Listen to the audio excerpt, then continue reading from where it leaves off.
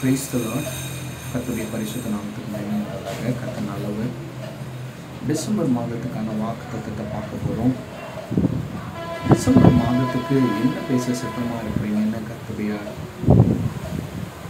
ஆவியானவர் மூலமாய் தேவனிடத்தில் கேட்கும்போது தெளிவாக தேவன் பேசினார். டிசம்பர் மாதம் மந்த் ஆஃப் டெலிவரன்ஸாக இதனுடைய காரியத்தை கர்த்தருடைய ஆவியானவர் நமக்கு விவரித்து சொல்லுவார். மத்தேயு 9ஆம் அதிகாரம், மத்தேயு 9:20 இங்கே என்ன பார்க்குறோன்னா, ஒரு ஸ்திரீ,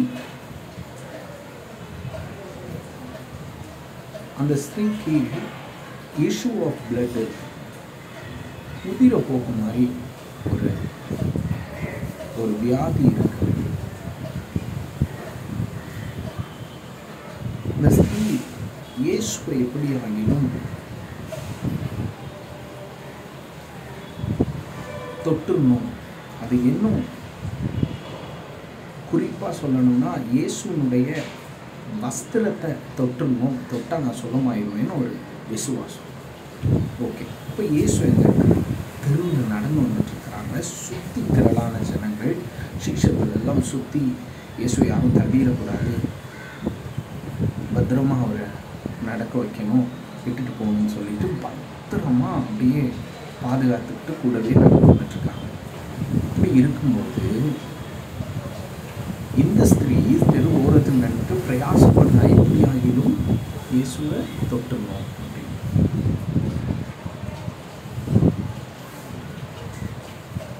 இன்னும் குறிப்பாக சொல்லணும்னா இயேசுனுடைய துணியாது, இயேசு போட்டுருக்க துணியாவது தொட்டுணும் அப்படின்னு. ஸோ இதில் 20 வாசிக்கும்போது 20-21 அப்பொழுது 12 வருஷமாய் பெரும்பாலுள்ள ஒரு ஸ்திரீ, இங்கிலீஷில் சொல்லியிருக்கு இஷ்யூ ஆஃப் பிளட் இருக்கிற ஒரு ஸ்திரீ, நான் அவருடைய வஸ்திரத்தை ஆகிலும் தொட்டால் சொஸ்தமாவேன். ஸோ இயேசுவை தொடுறது மாத்திரம் இல்லை,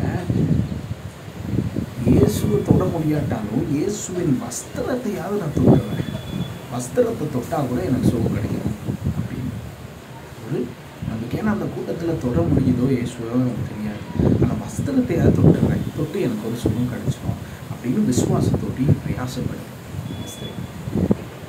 முயற்சி பண்ணுறா, தள்ளி விடுறாங்க, அந்த நெரிசல் ஓடுறா. இப்படி இந்த உலகம் நெரிசலோடி நீங்கள் இயேசுவோடு வாழணும், அவருடைய தொடுதலை காத்துக்கொள்ளணும், அவருடைய விடுதலை பெறணும்னு பிரயாசப்பட்டு தேவனை தேடி கொண்டு இருக்கிறீங்களா? என் மகனுக்கு கல்யாணம் ஆகணும், என் மகளுக்கு கல்யாணம் ஆகணும், இல்லை எனக்கு கடன் பிரச்சனை மாறணும், வியாதியிலிருந்து விடுதலை வேணும், பாவத்திலிருந்து விடுதலை வேணும், சாபத்திலிருந்து விடுதலை வேணும், என் தனிமையிலேருந்து விடுதலை வேணும், இப்படி எவ்வளோ காரியங்களை கேட்டுட்ருக்கீங்களா? பிஸ்னஸ் குழப்பத்திலேருந்து ஒரு விடுதலை வேணும், எனக்கு அநேக நாட்களாக நான் வேலை தேடிட்டுருக்கேன், எனக்கு வேலை வேணும், இப்படியெல்லாம் கேட்டுட்ருக்கீங்கள?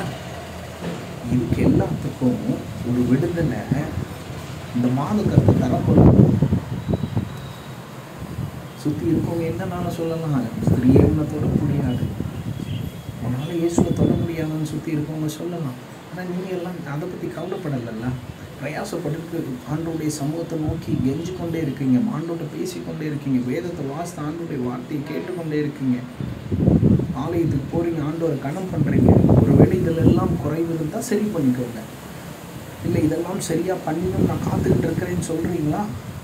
இன்னைக்கு உங்களுக்கான வார்த்தை தான் இது. விசுவாசத்தோடு நீங்கள் காத்துட்டு இருந்தீங்கன்னா இந்த வார்த்தை உங்களுக்கு. இல்லை விசுவாசம் இல்லைன்றீங்களா? இப்போ விசுவாசத்தை எழுப்புங்க. ஆண்டவர் இன்றைக்கே செய்வேன், நான் அவரை தொடுவேன், நான் அவரை விட மாட்டேன்னு சொல்லி அவர் வஸ்திரத்தில் ஓரத்தை தான் அந்த ஸ்திரீ தொட முடிஞ்சிச்சு. வஸ்திரத்துக்குள்ளே தொட முடியலை, முழுமையாக இப்படி தொட முடியலை, போயிட்டு ஓரத்தை இப்படி தான் டச் பண்ண அந்த மாத்திரத்தில் இயேசுனுடைய வல்லமை அவள் சரீரத்துக்குள்ள கடந்து போய் ஒரு பெரிய விடுதலை அந்த மகளுக்கு தேவன் கட்டளையிட்டார். சொல்கிறாரு 23 32வது வசனம், இயேசு திரும்பி அவளை பார்த்து, திடன் கொள், விசுவாசம் ரட்சித்தது. இயேசு திரும்பி பார்த்து என்ன சொல்கிறார்? திடன் கொள். அவனை பார்த்து சொல்கிறார், திடன் கொள்ளுங்களே, நீ விசுவாசிச்சிருந்தால எல்லாம் மாறப்போகுது. இந்த மாதம் ஒரு பெரிய விடுதலை வரும். நீங்கள் வந்து சாட்சி சொல்லுவீங்க, இதை கேட்டுக்கொண்டு ஒவ்வொருத்தரும் சாட்சி சொல்லுவீங்க.